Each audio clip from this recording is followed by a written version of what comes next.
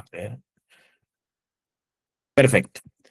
Muy buenas noches a todos. Bienvenidos a esta clase magistral a la que les hemos hecho llegar la invitación por medio de la plataforma de Córtex Filosóficos y también por el proyecto Filosofía Libre. Estamos sumamente contentos de celebrar hoy el día de Santo Tomás de Aquino, 28 de enero.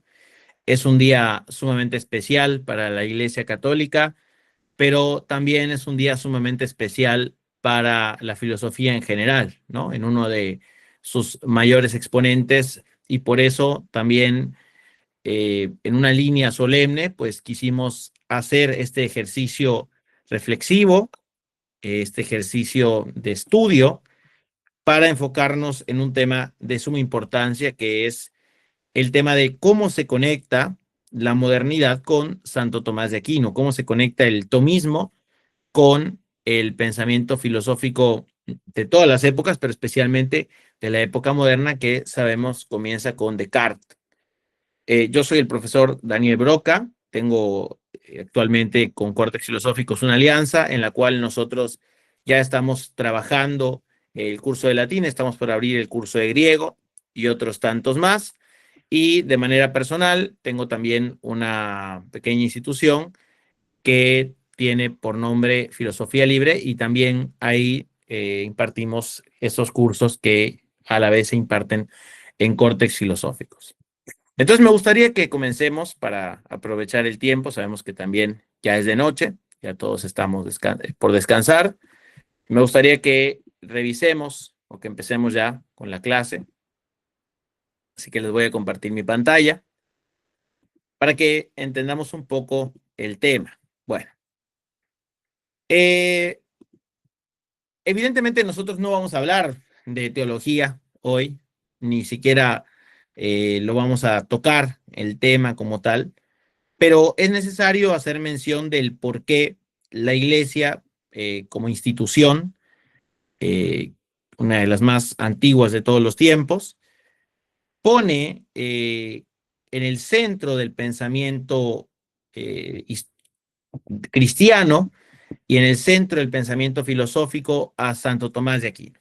Es muy interesante analizar esto porque nos va a dar también el porqué de la actualidad de Santo Tomás frente a la filosofía moderna. Bien, entonces, viendo esto, podemos proceder. Bueno, en primer lugar, el cristianismo, sabemos nosotros, no es una religión que ha peleado con la filosofía, mucho menos con la razón, por lo menos no lo católico, no está peleado con lo racional, sino que siempre ha entrado en un diálogo permanente, y es justamente en este diálogo en el que se ha encontrado como su hito esencial Santo Tomás de Aquino.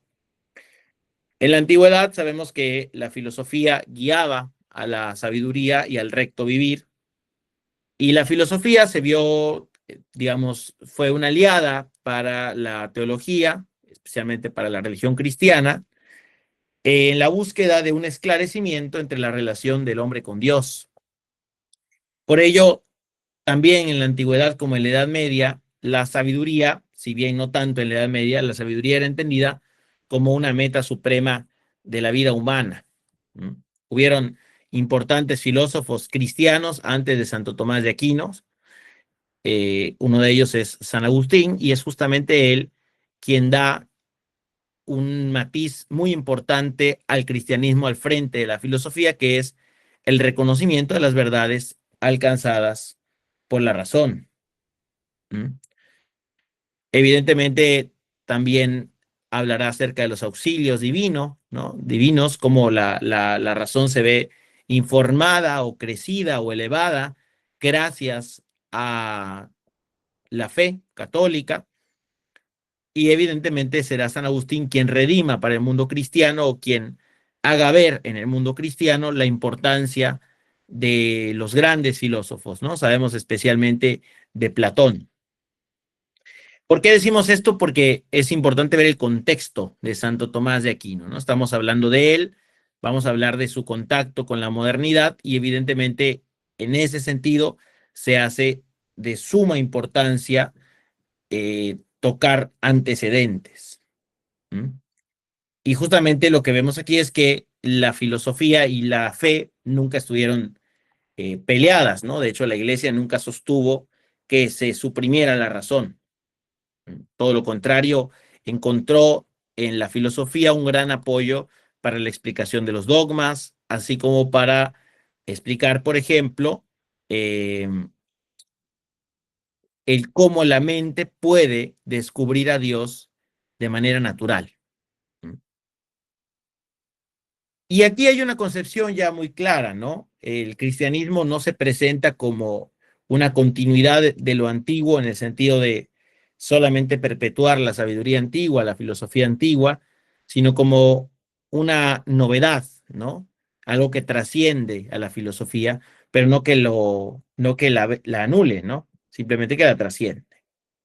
Esto que se llama sabiduría del mundo, ¿no? En griego, Sofía, tu cosmú, pues es el ideal supremo de la cultura griega y es la aspiración a la vida buena y bienaventurada, pero a la luz del cristianismo y de hecho al interno de la misma filosofía griega, deja ver una insuficiencia, ¿no? Frente al misterio último de Dios. Aristóteles, por ejemplo, descubrirá que el hombre tiene a la mano la posibilidad de encontrar la felicidad o lo que él considera la felicidad, pero al mismo tiempo se da cuenta de que eso por momentos le parece sumamente irrealizable.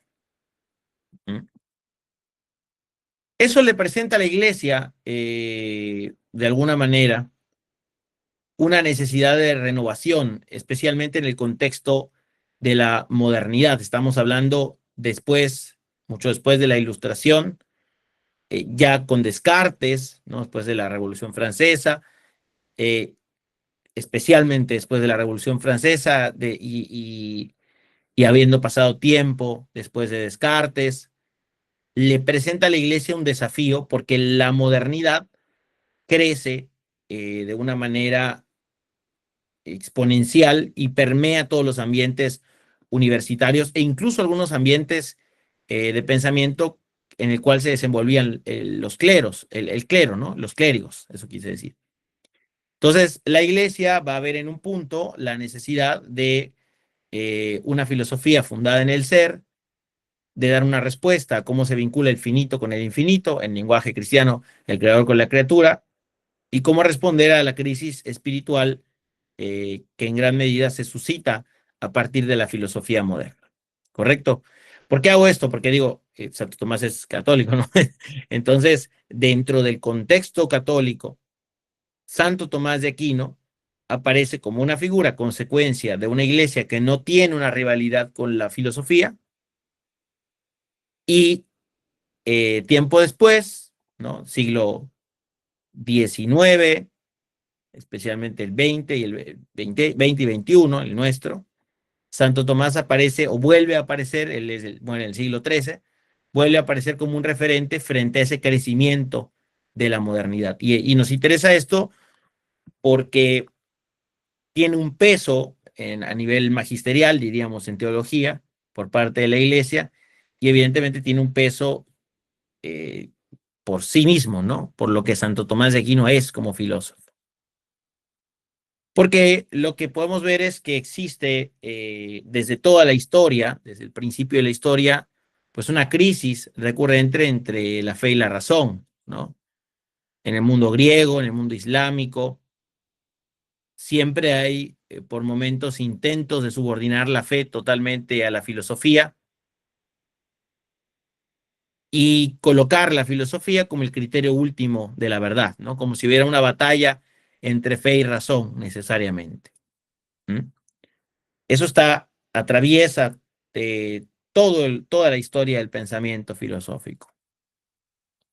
La modernidad, este periodo del que estamos hablando, o del que vamos a entrar a hablar, pues evidentemente hace una expulsión de la fe y radicaliza absolutamente la razón. Y por lo tanto lleva a un análisis fragmentado. Los filósofos modernos dicen cosas que son racionales, verdaderas, pero no o sea, no carentes de presupuestos, no demostrados y evidentemente no lejos de cuestiones más ideológicas que científicas. ¿Mm?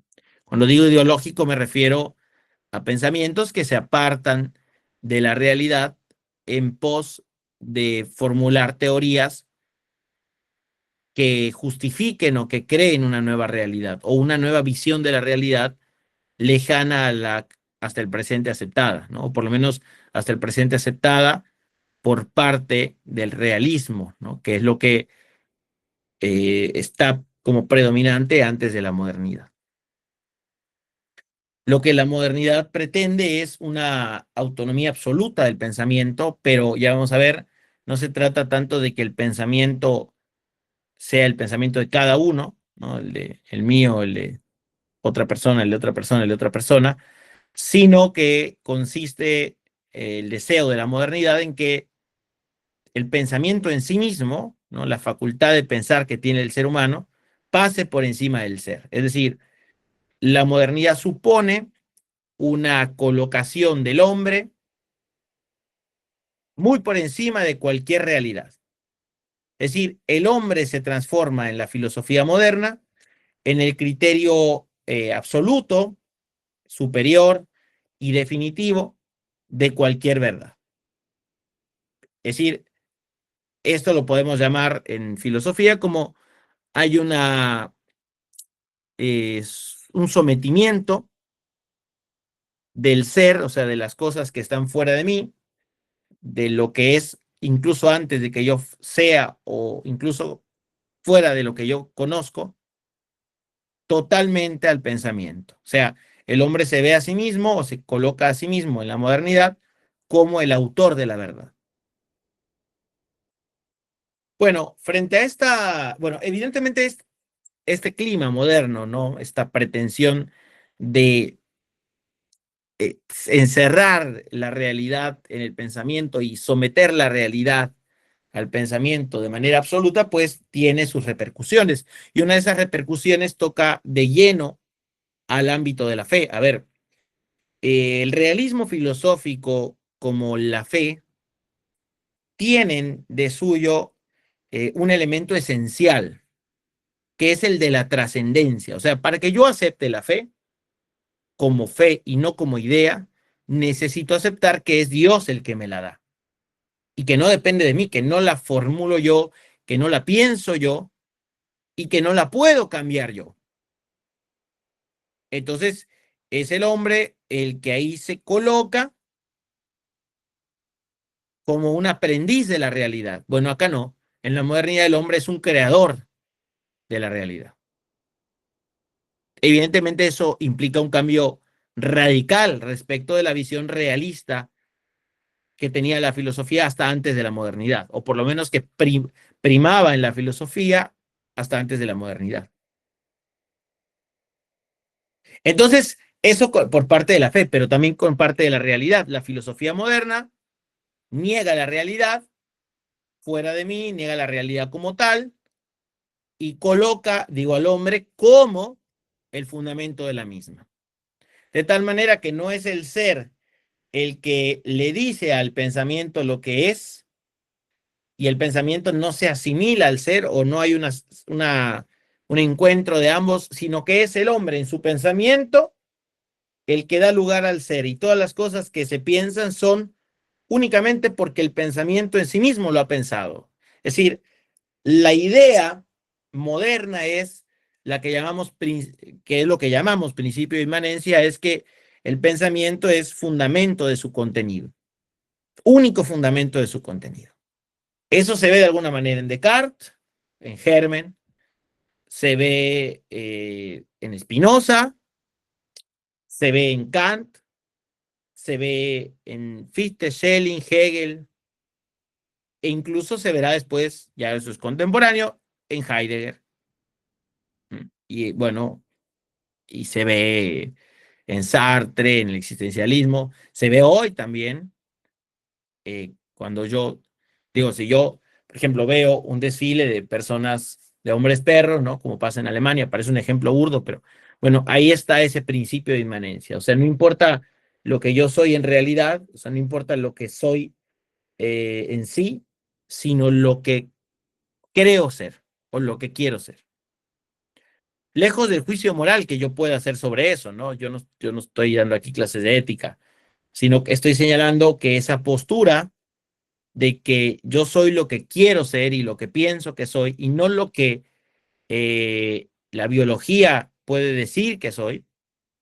Entonces, bueno, eso se ancla, no, digo, no es nuevo, está anclado en una posición que tiene su origen en el inicio de la modernidad, que es el principio de inmanencia. La razón está encerrada en sí misma. Entonces, ¿eso qué representa? Representa un peligro para la fe, que nosotros no vamos a hablar de teología, y representa también un peligro para la razón en sí misma, como que sistemáticamente la filosofía se cierra a la realidad y eso, bueno, influye socialmente en que también los miembros del mundo, si se quiere decir así, se cierran a la realidad. Y de tal manera que, o sea, se cierran a la realidad en algunos aspectos, ¿no? Porque evidentemente, si vamos a ir al doctor, nadie va eh, a autopercibirse sano llegando al quirófano o a urgencias, ¿no? Van a decir, estoy enfermo, necesito que me curen. Claro, ahí ya no hay ya hay cosas que no vamos más allá, aunque se pretende en muchos casos. Ya no vamos más allá de eso. Pero en la vida social, en la vida ética, en la vida moral y en la vida de las ciencias humanistas especialmente, bueno, pues casi siempre se defiende este papel del hombre como productor de la verdad, ¿no? Bien. Y eso, bueno, priva de la ciencia en sí misma, porque la ciencia no es de los pareceres o de las perspectivas subjetivas, sino de la objetividad que es alcanzable en comunidad o para una colectividad, ¿no? Así sea una colectividad científica. Bueno, en virtud de esto, la Iglesia publica en 1878 la Eterni Patris, ¿m?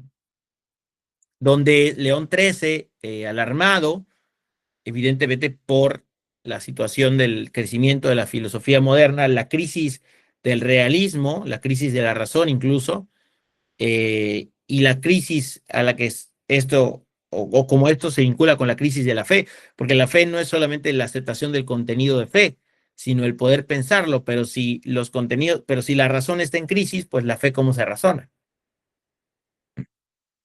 Entonces León XIII promueve, por medio de esta encíclica, si no me equivoco es encíclica, a Santo Tomás de Aquino como guía a los estudios superiores y pide la renovación de la filosofía cristiana y restaurar el tomismo en las escuelas. Digo, estoy dando una parte histórica, ¿no?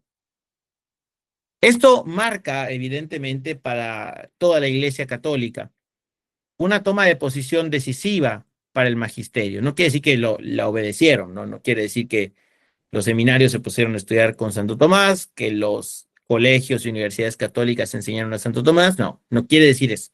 Quiere decir que la Iglesia lo mandó, lo pidió, pero no quiere decir que se hizo caso. Pero ya el magisterio pone a Santo Tomás como el filósofo de la Iglesia. ¿Mm? ¿Por qué? Porque eso iba a permitir seguir manteniendo el puente entre la razón y la fe. Bien. Con esto y sobre todo nos centramos en Santo Tomás porque Santo Tomás defiende, especialmente en la Suma Teológica, en los tratados sobre la inteligencia humana, defiende que la inteligencia humana tiene la capacidad de conocer verdades naturales sin necesidad de la iluminación divina, pero que también recibiendo la revelación, es decir, lo predicado por Jesucristo y lo escrito en la Sagrada Escritura, valga la redundancia, tiene acceso a verdades sobrenaturales. ¿Mm? Entonces, la ventaja o la fuerza de Santo Tomás reside justamente en esto, que está viendo un acceso a la fe. Santo Tomás está viendo en la razón un fundamento de la fe y permite que la razón sea un fundamento para la fe.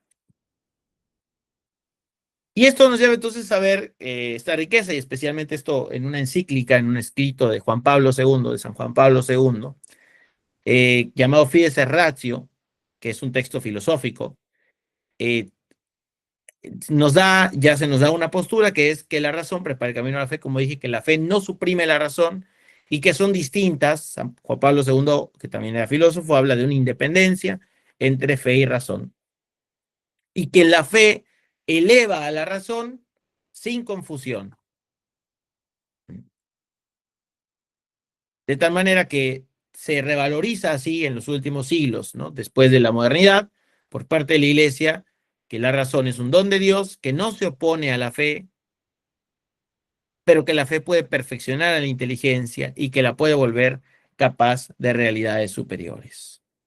Bueno, ahora sí, para entrar en tema, eh, vamos a hablar ya de la modernidad como tal. Dicho esto, no dicho el contexto de la iglesia, que es, digamos, donde San Tomás se desenvuelve, la iglesia católica, obviamente muere en el siglo XIII, recibe por un lado críticas, por otro lado persecuciones, por otro lado adulaciones, pero es cierto que después de un tiempo la iglesia fue siempre unánime, los papas fueron siempre unánimes en designar a Santo Tomás como el teólogo y filósofo de la iglesia católica, ¿no? De tal manera que se llega a decir el pensamiento de Santo Tomás es el pensamiento de la iglesia, ¿no? Hay que hacer sus matices, en realidad solamente hay un punto en el que o por lo menos un punto importante en el que la fe y Santo Tomás se contraponen, pero no es que Santo Tomás sea un hereje o Santo Tomás haya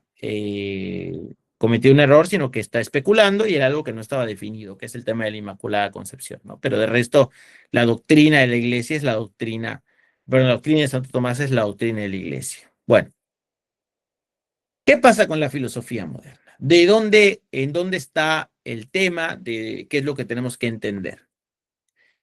Bien, el gran tema de la filosofía moderna es lo que podemos llamar el punto de partida. El punto de partida.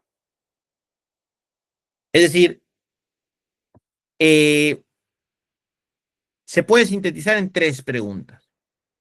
¿Desde dónde inicia el pensamiento? Que es una misma pregunta en realidad, ¿desde el ser o desde la conciencia? Y finalmente, ¿es posible el pasaje racional al absoluto? O sea, ¿es posible llegar por la razón hacia Dios?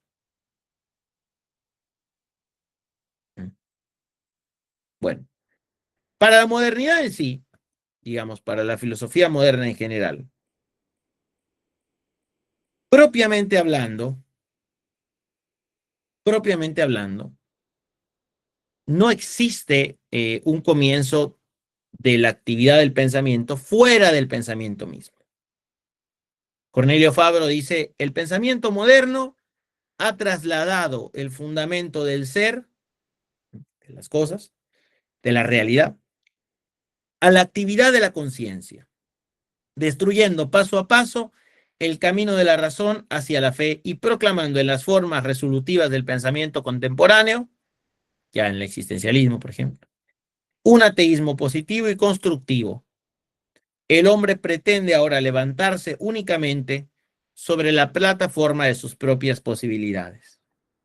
Con la aparición del pensamiento moderno, el hombre ha tomado una postura radicalmente nueva en relación con la verdad, que es la del principio de inmanencia opuesto a la trascendencia. El pensamiento moderno se ha colocado a la cabeza del desarrollo de la ciencia, de las concepciones sociales y políticas y del desarrollo de la técnica en todos los sectores de la vida, que ha puesto en manos del hombre las llaves de la fuerza del cosmos y la ilusión de dominarlo.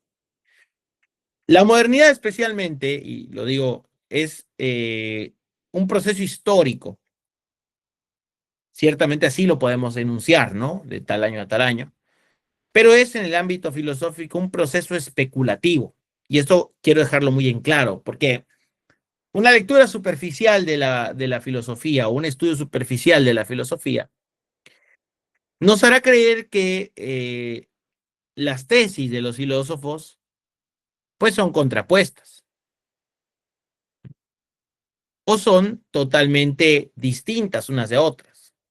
Uno puede leer, por ejemplo, a Spinoza, como le pasó a a una chica que estudiaba filosofía, le Spinoza, y me preguntó, y eso es totalmente contrapuesto a Sartre, ¿verdad? Y le digo, en apariencia es contrapuesto, pero no lo es en el fondo. Y sobre todo no lo es en la conclusión acerca del hombre. Porque tanto Spinoza como Sartre disuelven la existencia de una esencia humana. Entonces, la lectura más superficial, más, si se quiere, eh, incluso escolar, es la de pensamientos que son opuestos. Pero justamente, y en esto es el gran maestro es Hegel, ¿no? Pero sobre todo el padre Cornelio Fabro, que es a quien estamos siguiendo, sí es algo histórico la modernidad, pero es sobre todo algo especulativo. O sea, ¿qué quiere decir? Hay un desarrollo en toda la filosofía moderna e incluso en la filosofía contemporánea de un principio que se asienta en el inicio del filosofar.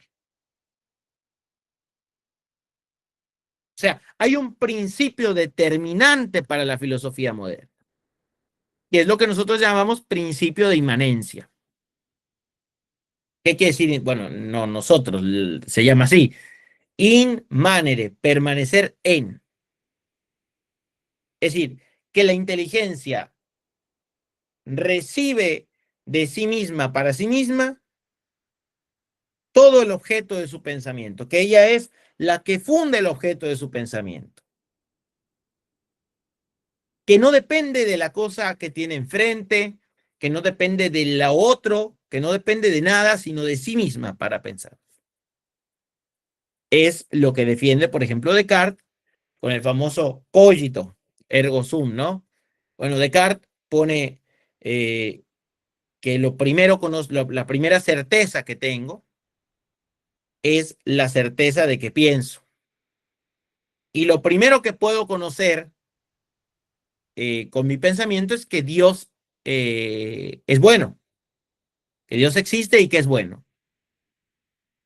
Entonces, yo no puedo verla, no sé cómo es la realidad en sí, la realidad material, porque la materia no influye sobre el espíritu. La inteligencia es espiritual, entonces la materia no influye. Pero pero entonces, ¿cómo sé que una pelota es una pelota y que no me estoy equivocando? Bueno, justamente como Dios existe y es bueno, Él no va a permitir que tú te equivoques. Es decir, Él, así como es clara y distinta la idea de Dios, y eso es certísimo, cualquier idea que se te presente o que alcances a pensar como clara y distinta será también cierta e indubitable. O sea, será idea verdadera. Dios, en su bondad, eh, no va a permitir el error. Siempre que veas una idea como clara y distinta. Quiere decir que con esto Descartes dice, el fundamento, fíjese, porque Dios es una idea. Lo que Descartes está diciendo es, el fundamento del pensamiento no está en la realidad. El fundamento del pensamiento está en la conciencia. Es decir, el problema de la conciencia, el tema de la conciencia, abarca toda la historia de la modernidad. Porque la conciencia empieza en el principio de inmanencia como encerrada en sí misma. Eso es justamente la contraposición. A ver, me están pidiendo acceso. A ver, ya, listo, somos 22. Entonces, esa es justamente la contraposición entre, ya lo vamos a ver, entre la filosofía, el realismo clásico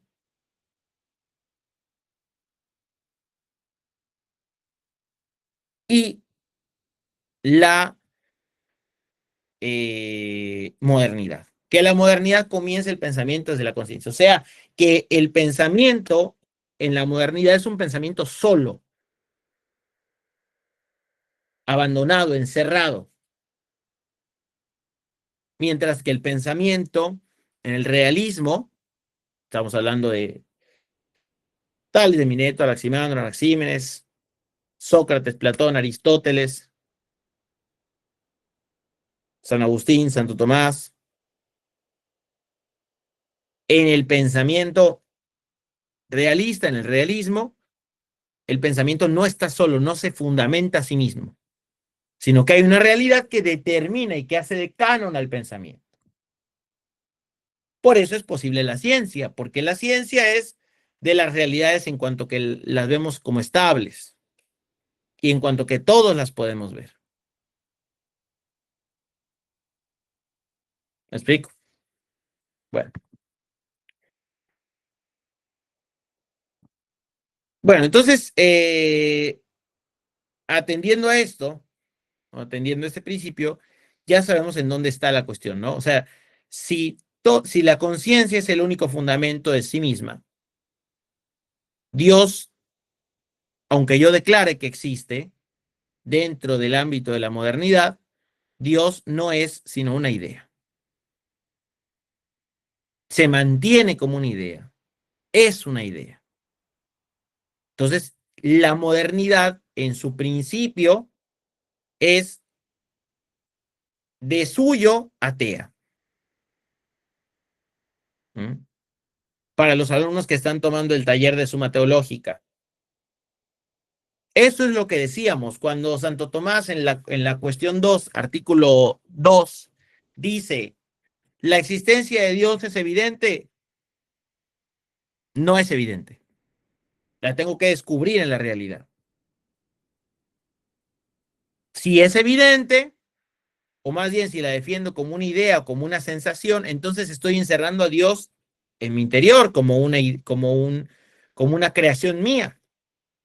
No estoy viendo que las cosas, la insuficiencia del mundo, me pide que Dios exista. Entonces, el fundamento de la existencia de Dios es frágil y sobre todo queda sujeto al propio pensamiento. Es decir, el pensamiento se queda solo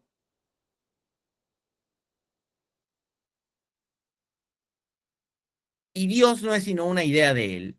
Y por lo tanto puede matarlo en el momento que quiera.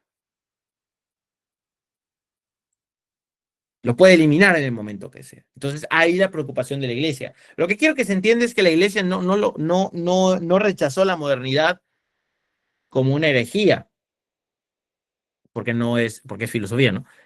Sino que se preocupa porque hay un problema con la razón, o sea, la razón, o sea, el pensamiento que no tiene la realidad como referencia, sino que se tiene únicamente a sí mismo como referencia y fuente de verdad, pues está encerrado, está impedido a la ciencia, está impedido al diálogo, está impedido a la fe y se sumerge en una dinámica de ensimismamiento. Eso a nivel, el pensamiento no es el pensamiento volando, es el pensamiento de cada uno. Sistemáticamente hoy crecemos pensándonos a nosotros mismos como fundamentos del ser, hasta el punto que se nos es permitido. Bueno, entonces eso hace que la filosofía moderna pues tenga esa pretensión también racionalista, que es la de encerrar o explicar toda la realidad en categorías frías, cerradas, la época de los sistemas. Si alguno de ustedes quiere leer una obra que ayude a entender esto, puede leer el Fausto de Goethe. Es una obra magnífica. Y justamente ahí el personaje principal vende su alma al diablo, ¿no? Pero este personaje eh, está fatigado de la existencia porque ve la existencia como algo tan claro y tan absurdo por el racionalismo que se cansa.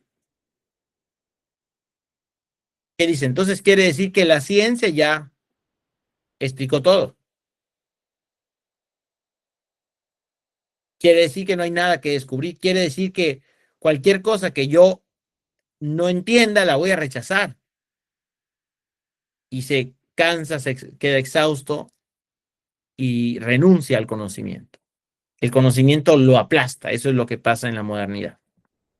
Bueno, la filosofía moderna da lugar entonces al monismo panteísta, porque claro, va poco a poco a negarse la realidad de los individuos y se va a afirmar la pertenencia de todos los individuos a una sola realidad, o sea, eso es el monismo, ¿no? Que todos somos una sola cosa. Ahí tenemos a Spinoza, a Hegel. Evidentemente también hay una antropología atea, porque el hombre se ve igual a Dios, idéntico a Dios, o Dios directamente desaparece. Como ya no hay distinción, fíjense, ¿qué es lo que hace la modernidad? Primero niega la realidad como fuente del pensamiento, como fundamento del pensamiento. Después encierra el pensamiento en sí mismo, o sea, el pensamiento se da a sí mismo su contenido, eso lo hace Descartes. Y viene entonces Spinoza, lo estoy simplificando, ¿no? Digo, si lo quieren leer, les mandamos el archivo. Pero viene Spinoza y dice, pone una definición que es la de causa sui y la de sustancia en la ética, y dice Spinoza, no hay en realidad más que una única sustancia para todos, de la cual nosotros no somos sino finitudes, determinaciones de sus modos. O sea, una sola sustancia se desenvuelve en el ámbito del espíritu como espiritual y se desenvuelve en el ámbito de la materia como material. Y en el ámbito del espíritu va desarrollando, se va haciendo varias cosas. En el ámbito de la materia se va haciendo varias cosas, que son las finitudes. Evidentemente Spinoza, aunque no niega en palabras a Dios ni niega al hombre, si dice que Dios y el hombre son lo mismo, lo único que pasa es que el hombre es un despliegue de Dios, un momento de Dios, un jalón de Dios, o sea, algo en lo que Dios se ha hecho en un momento de su vida interna, está identificando a Dios y al hombre. Y por lo tanto está convirtiendo o al hombre en Dios o a Dios reduciéndolo a ser hombre. No que sea un hombre en concreto, sino que en hacerse hombre y en hacerse animal y en hacerse piedra y en hacerse todo, está su plenitud. Esto se sigue así, digamos. Kant, bueno, Leibniz también, y Leibniz como que quiere oponerse a eso y decir, no, cada cosa es distinta de sí. Son mónadas. Pero también Leibniz cae en lo mismo porque al final termina absorbiendo todas las mónadas en el pensamiento de una mónada más grande. Entonces todo es parte de lo mismo igual. Kant, aunque no afirma eso, radicaliza de alguna manera la realidad como totalmente construida por un pensamiento. Y Hegel lo que dice es, bueno, tomando en cuenta lo de Spinoza y tomando en cuenta lo de Kant, hay una única realidad que es pensamiento puro, de la cual todos nosotros somos momentos o manifestaciones. Es decir, no hay nada más que el todo, no hay nada más que el absoluto. ¿Mm? Entonces, aquí quedamos como en dos caminos. Afirmar a Dios hasta la desaparición del hombre o afirmar al hombre hasta la desaparición de Dios. Pero nunca el consenso. Y el problema es que, o nunca una visión más allá de eso, ¿no? El problema es que desaparecer al hombre en pos de Dios, de alguna manera justifica las acciones de todos los hombres, porque si no existe Daniel, no existe Julián, no existe Mario, ¿qué es lo que ocurre? Si no hay distinción y todos somos parte de Dios, y Mario va y comete un crimen, lo que hizo Mario es de Dios. Esa sería la conclusión. Claro, no pasa así, pero sí pasa así. De alguna manera, por ejemplo, el progresismo, que está fundado en la concepción hegeliana, dice eso. Lo que pasa en el momento presente tiene valor. O sea, es como semejante al positivismo también. Y lo que está de moda, lo que se quiere hoy, eso se convierte en ley. Y no quiere decir que no pueda actualizarse la ley, quiere decir que el criterio de aceptación de algo no es su novedad, es su validez en sí mismo. Bueno, el progresismo es su novedad, de alguna manera. Y eso tiene asientos en la modernidad, porque en la modernidad es eso. Lo que pasa hoy es lo que vale hoy. Nada es estable, nada tiene un criterio absoluto, nada tiene un criterio esencial. Todo es cambiante, todo está a la deriva, todo está encerrado en su presente. Y todo es, y bueno, sí. ¿Por qué? Porque ya la modernidad sentó la idea de que hay una única sustancia para todos, que esa sustancia es en realidad Dios y que ese Dios se despliega y su despliegue es lo que llamamos la historia, pero se despliega en cada uno de los finitos, en cada una de las cosas que van siendo. Entonces Dios o la sustancia o la realidad del mundo no es sino un proceso de autoproducción, o sea, nosotros no somos sino Dios autoproduciéndose a sí mismo. Por eso la fuerza de la historia, de la sociología, hoy, no son derivaciones de esto. Bueno, ¿en qué sentido Santo Tomás entra en contacto con la modernidad? Bueno, es muy importante esto. Hegel, esto lo voy a decir sin diapositiva. Hegel eh,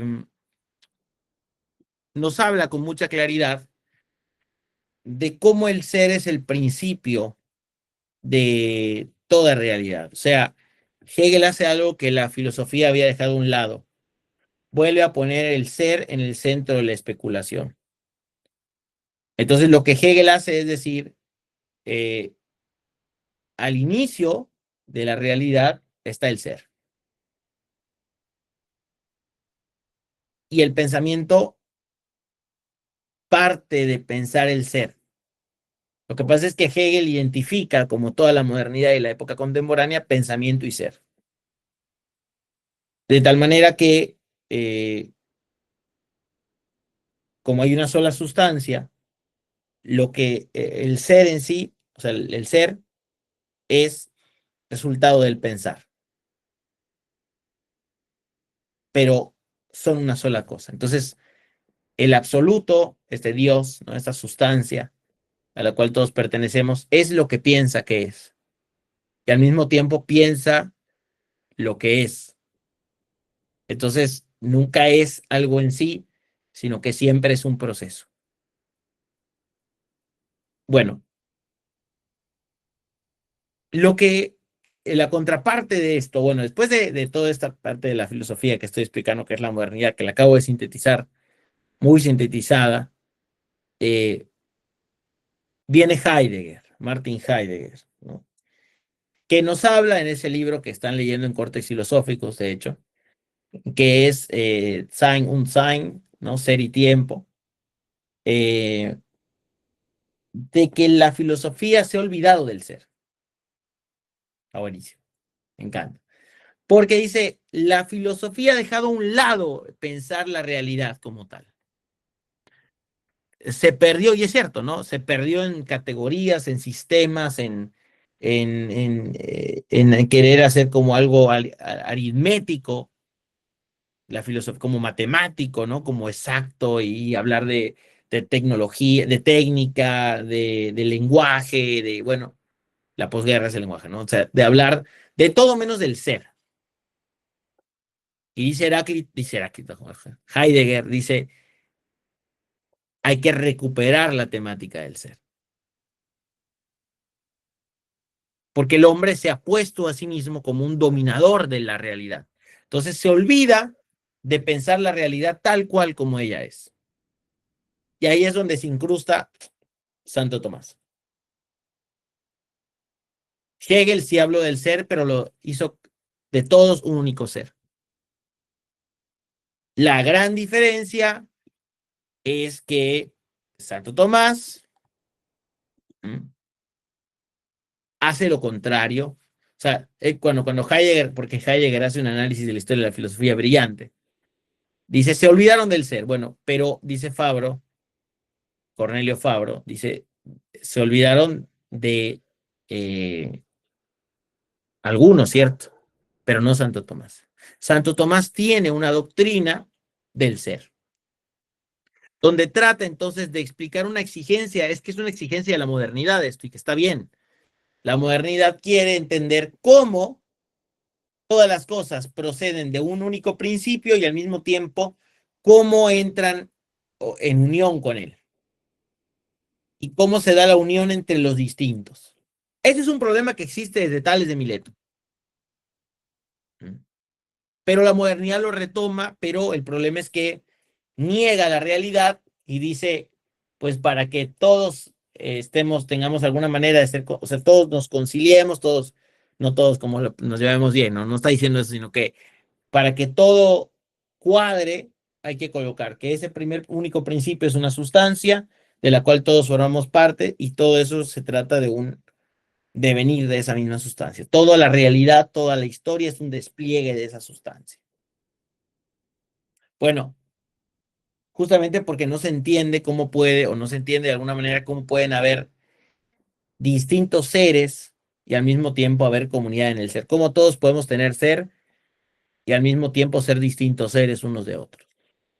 O tenemos el mismo ser, o nuestros seres son absoluta, o cada uno es absolutamente distinto del otro. Bueno, ahí hay un conflicto. Heidegger se da cuenta que hay que tocar el tema, pero Heidegger termina simplificando y diciendo, el ser es lo que... El ser se define por lo que el pensamiento descubre de él. Más o menos así es la afirmación. ¿Mm? Pero Heidegger abre la puerta a que el pensamiento retome un fundamento más allá de la mera conciencia. ¿Se acuerdan de eso que dijimos al principio? ¿No? Bueno, ahí es donde se incrusta Santo Tomás de Aquino. Santo Tomás de Aquino tiene, es un fragmento que dice, y que es esencial, es illud autem quod primo intellectus concepit quasi notissimum et in omnes concepciones resolvit est ens. Dicen, está en latín, lo primero que el intelecto concibe, lo primero que la inteligencia concibe, piensa, y en lo cual todas las otras concepciones de la inteligencia se resuelven, o sea, se fundamentan, es en el ente. ¿El ente qué es? El ente de gobierno. No, no. El ente es ens, en latín, participio presente del verbo ser. O sea, aquella realidad que está haciendo. Cada uno de nosotros es. La mesa es, el perro es, el libro es, el gato es, el chocolate es, todo es. Todo tiene ser. Son entes, son realidades que participan del ser en una esencia determinada. Pero son distintas unas de otras, sí, pero al mismo tiempo tienen comunidad en cuanto que tienen ser, por lo menos como un aspecto semejante.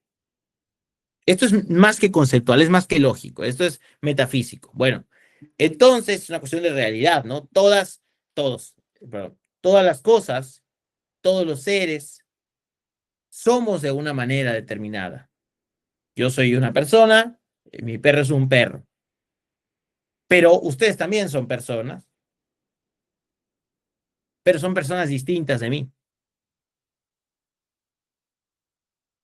Entonces, claro, somos diferentes en eso, pero hay algo ahí, una realidad ahí que hace que todos nosotros estemos, o hay algo, un principio, una causa ahí que hace que todos estemos presentes en el ámbito de la realidad y podamos ser considerados reales.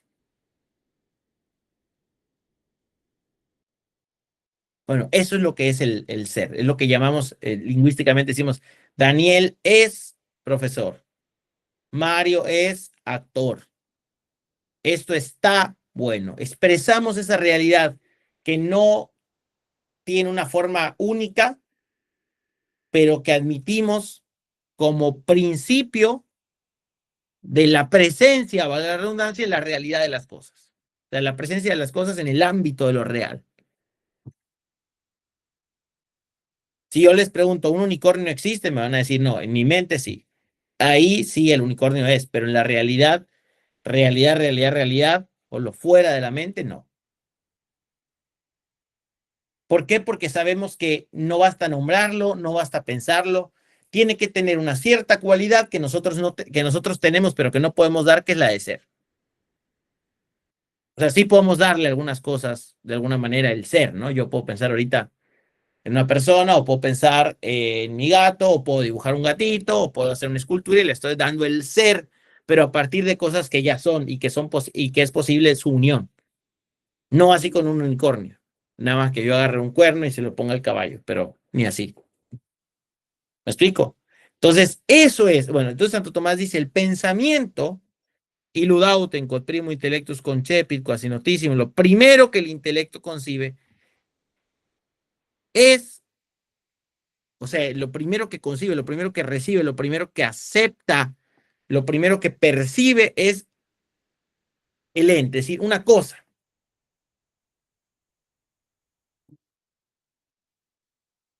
Y es a partir de haber concebido la cosa que empieza a decir o a formular juicios de la cosa. Este chocolate está rico. Este chocolate rico es bueno para regalar el 14 de febrero. Este chocolate rico que es bueno para regalar el 14 de febrero, se lo puedo mandar por correo a Campeche al profesor. Y ahí ya alcanzaron la verdad absoluta, ¿no? Hicieron juicios acerca de la realidad, pero de una realidad. Entonces, esa realidad no salió, o sea, Santo Tomás es muy claro, no sale de mi conciencia, sino que el ente trasciende a la conciencia. El ente es trascendente. ¿Qué quiere decir? Lo contrario. Si inmanencia es estar dentro, la trascendencia es venir de fuera y afectar desde fuera. Entonces, Santo Tomás sí que retoma el problema del ser, sí que lo toca, pero en primer lugar coloca al ente, a, la cosa, a las cosas, como el fundamento o el inicio del pensar. Por lo tanto, la mente no es el criterio absoluto. Por lo tanto, la conciencia no es eh, el canon de la verdad, sino que hay algo más fuera de mí que es lo que manifiesta antes incluso de que yo lo piense, pero sobre todo cuando ya lo estoy pensando, su propia verdad, su propio ser. Entonces, primer punto, Santo Tomás restablece o permite volver responder esa exigencia. ¿De dónde empieza el pensamiento? ¿No? Pregunta crucial de la modernidad, del ente, de la realidad fuera de mí. Habilitado el pensamiento como algo que piensa a partir de algo fuera de sí, es decir, a partir de algo trascendente, entonces comienza o entonces hay que revisar la filosofía. Hay que empezar a filosofar a partir de la realidad. Y entonces el camino a Dios, por ejemplo, ya no es porque yo siento que es así, porque mi abuelita me lo dijo, o porque se me ocurre y se me canta la cabeza que Dios existe, sino porque hay una demostración racional a través de las criaturas.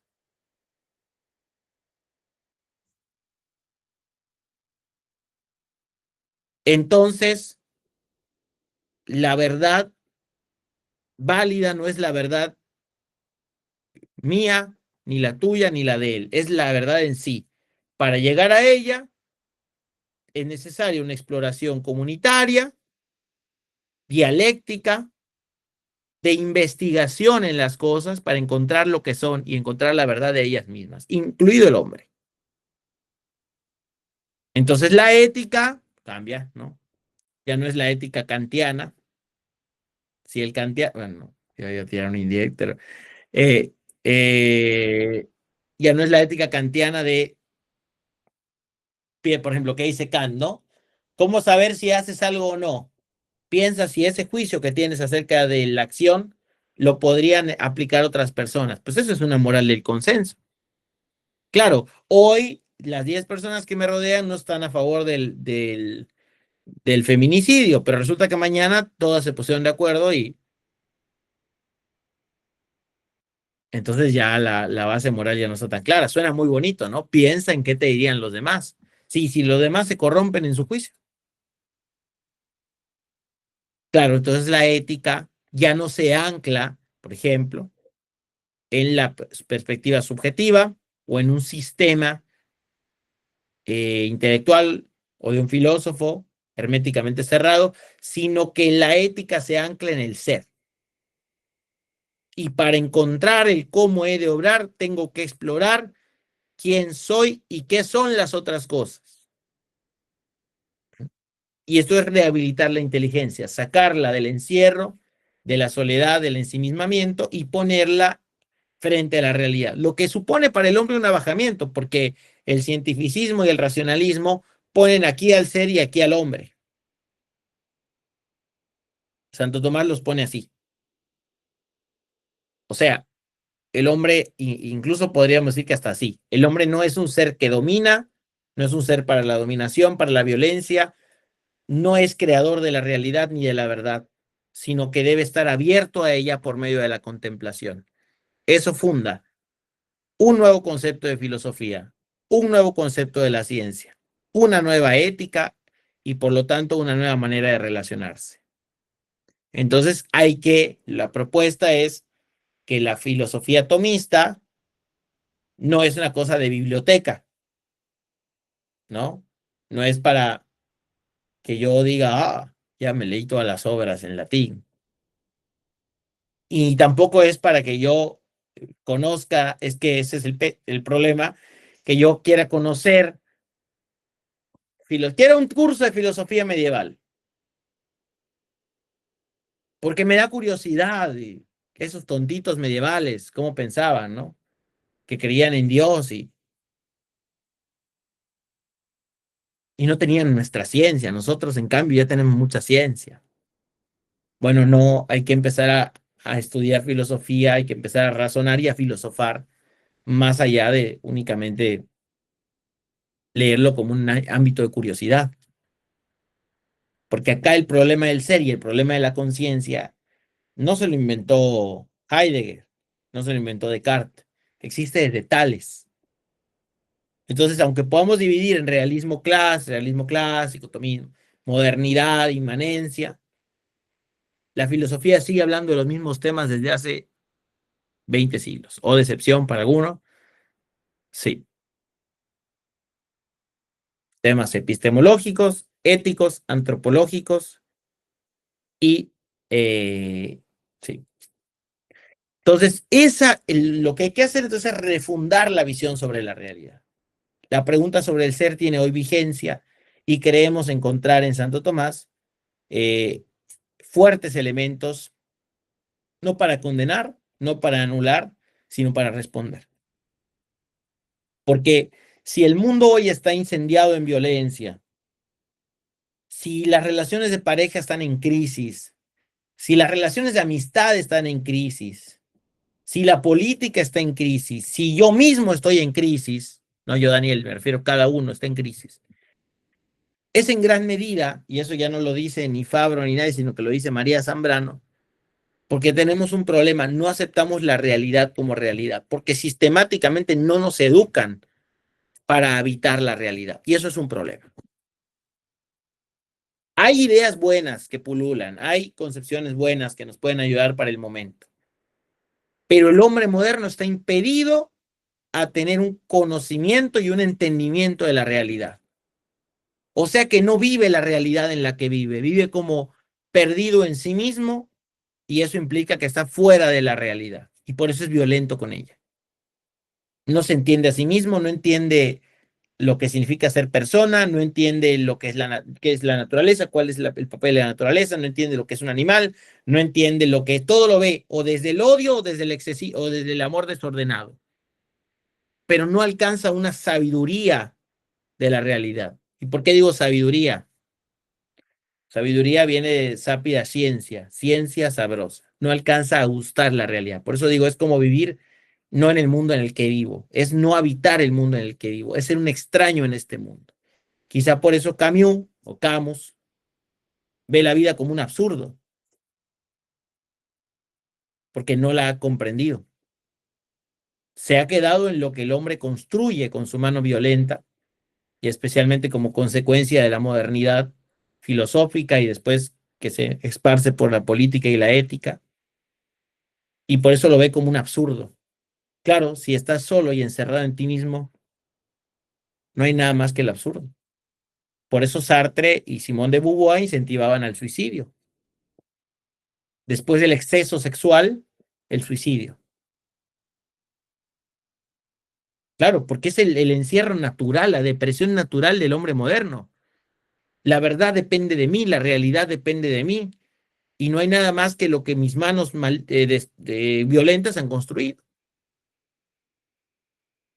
Por eso Santo Tomás, entonces, no es que solo porque es santo, o porque la iglesia lo dice, o porque al profe le cae bien, sino porque es un volver a la realidad y entonces fundar nuevamente eso que dice Fabro, la pertenencia del pensiero al essere y del essere al pensiero, ¿no? La pertenencia del ser al pensamiento y el pensamiento al ser. El hombre como un ser que comienza en la contemplación y de lo contemplado pasa a la acción. Fabro, y ya con esto voy a terminar para abrirme a preguntas. Dice después todo lo de mostrar, ¿no? Cómo la modernidad dice, es también evidente que precisamente esta creciente penetración del hombre en la naturaleza y el abismarse en los misterios oscuros de la psiquis le han producido como un temblor y un sentido de inseguridad creciente, como si todo avance en la exploración del cosmos y en el dominio de la materia le revelase con horror el desconcierto del yo por la pérdida de su libertad y por la presencia de una amenaza creciente desde todos los frentes de las fuerzas de la naturaleza, dispuestas a desencadenarse para arrastrar consigo al incauto explorador.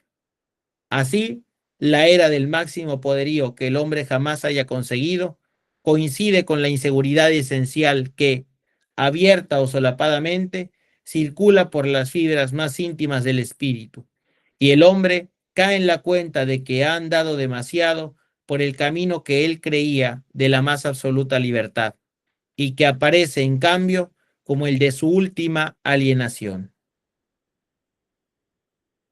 Bien.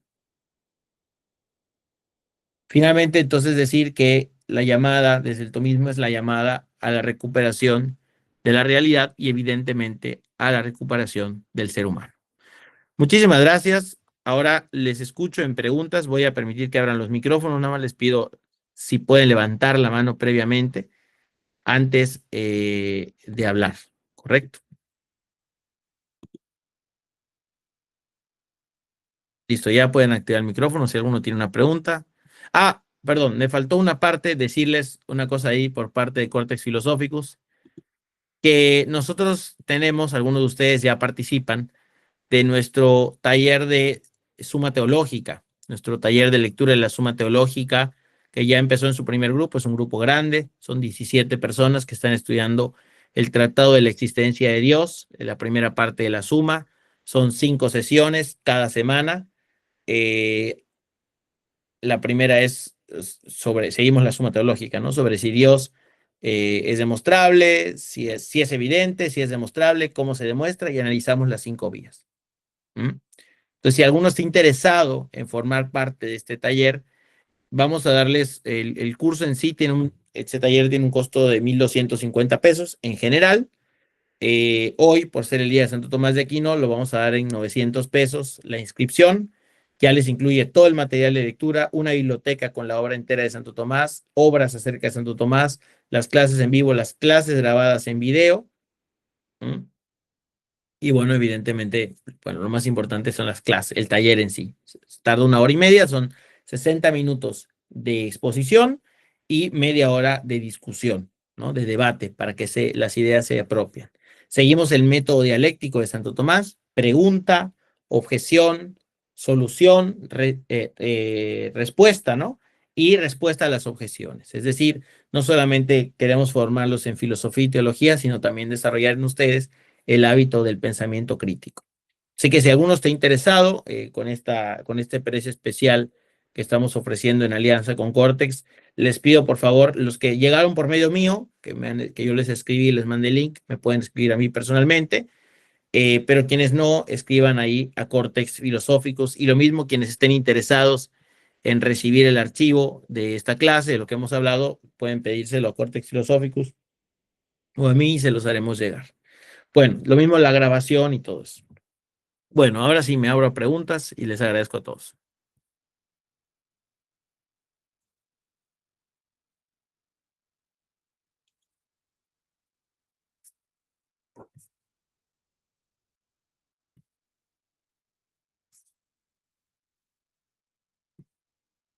También pueden hacerlas por chat. Ya lo activé, lo tenía desactivado.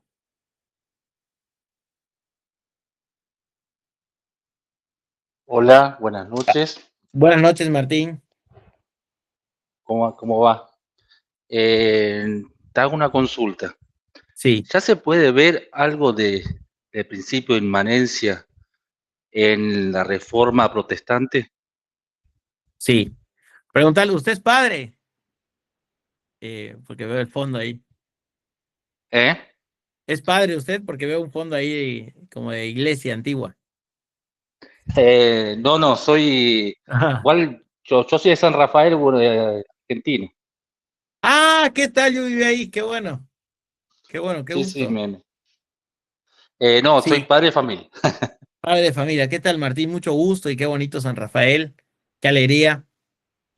Sí, claro que sí. A ver, lo que pasa es que, y esto lo dice muy bien, o lo escribe muy bien el padre Membiel, ¿no? Que también es filósofo, teólogo. Lo que hace el padre Julio Membiel es explicar cómo la reforma protestante, especialmente con la colocación de este principio, ¿no? Que es el principio de sola fe, ¿no? El protestantismo tiene el principio de sola fe, sola escritura, ¿no? Es decir, no hay otra fuente más allá para lo que tenemos que creer que la escritura, ¿no? El problema es que la escritura puede ser interpretada a lo que el sujeto quiera.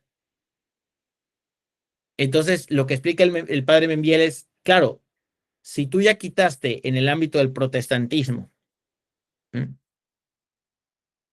Ya quitaste a Dios como fuente de la revelación y dejaste solo la escritura y al individuo frente a la escritura, el individuo se convierte en el criterio último de interpretación. Ya no Dios a través del magisterio, sino el individuo frente a la escritura. Bueno, eso es supremacía de la inteligencia del pensamiento por encima del ser. ¿Me explico? Y eso habilita, evidentemente, obviamente es posterior porque la reforma protestante viene después, ¿no? Bueno, no, está ahí, pero como eso ya habilita al desenvolverse de la modernidad, ¿no? Es en el ámbito religioso es lo equivalente al cogito cartesiano, ¿no? Es independizar la inteligencia de un fundamento trascendente. ¿Me explico? Sí. Muchas gracias. Sí, ahí yo recomiendo como leer de la Cábala al Progresismo de Julio Membiel o leer las, las formalidades del hombre. Creo que lo expone en El comunismo y la revolución anticristiana y otra de las obras es, bueno, no me acuerdo la otra, pero hay una más donde expone como esta idea muy bien. Pero ahí creo que es bastante claro y estoy tratando de la Menea Maritime, también ahí lo expone. Bueno, muchas gracias, Lorenzo. También, gracias. Gracias. Bueno, no sé si hay alguna otra pregunta.